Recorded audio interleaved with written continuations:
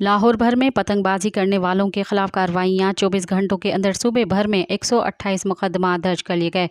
Punjab police की जानिब से सूबे भर में पतंगबाजी और धाती डोरों के खिलाफ कार्रवाइयां जारी हैं। तर्जुमान पुलिस के मुताबिक 24 घंटों के दौरान 128 अफराद को गिरफ्तार कर लिया गया। तर्जुमान का कहना है कि मुल्ज़िमान के कब्जे से 14,077 पतंगे और 10,299 डोरें और चरखियाँ बरामद हुई हैं। 26 फरवरी से अब तक 3,228 मुकदमा दर्ज और 3,361 कानून शिकन गिरफ्तार किए गए।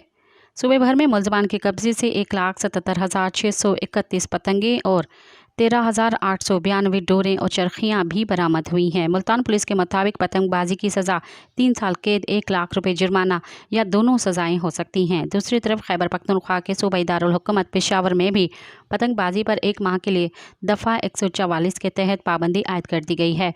पतंगी खरीदो फरोख्त और तैयारी पर भी पाबंदी आयद की गई है। मज़ीद ख़बरनि ऐं तफ़सीलात लाइ विज़िट कयो असांजी वेबसाइट www.awamiNewsHD.com ऐं ॾिसंदा रहो अवामी न्यूज़ HD।